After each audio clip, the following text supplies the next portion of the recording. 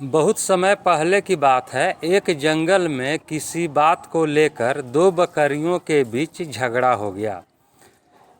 इस झगड़े को वहाँ से गुजर रहा एक साधु देख रहा था। देखते ही देखते बकरियों में झगड़ा इतना बढ़ गया कि दोनों आपस में लड़ने लगी।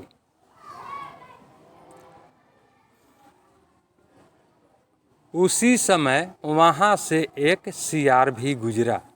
वह बहुत भूखा था। जब उसने दोनों बकरियों को झगड़ते देखा तो उसके मुंह में पानी आ गया।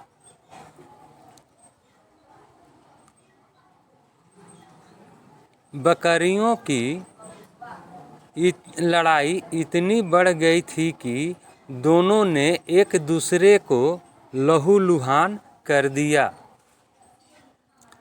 लेकिन फिर भी लड़ना नहीं छोड़ रही थी।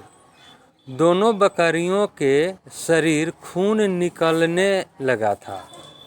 भूखे सियार ने जब जमीन पर फैले खून की तरफ देखा तो उसे चाटने लगा और धीरे धीरे उनके करीब जाने लगा। उसकी भूख और ज़्यादा बढ़ गई थी। उसके मन में आया कि क्यों न दोनों बकरियों को मारकर अपनी भूख मिटाई जाए।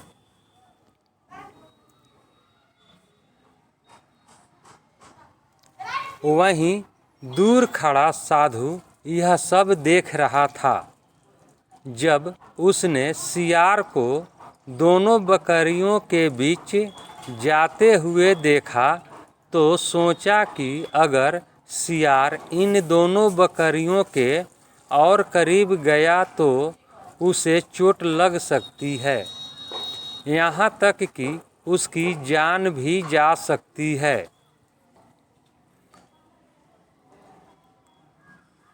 साधु अभी यह सोच ही रहा था कि सियार दोनों बकरियों के बीच पहुंच गया।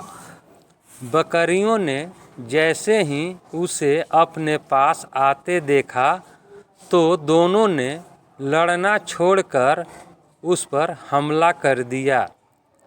अचानक हुए हमले से सियार अपने आप को संभाल नहीं सका और चोटिल हो गया। वह किसी तरह से अपनी जान बचाकर वहाँ से भागा।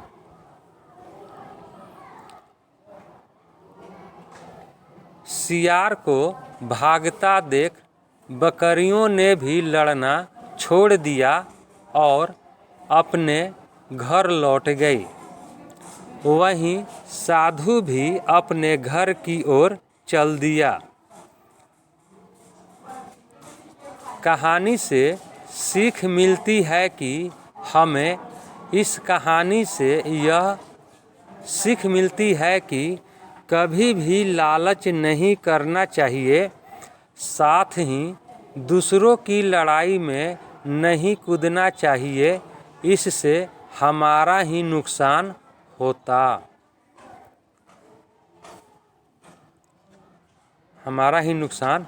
है।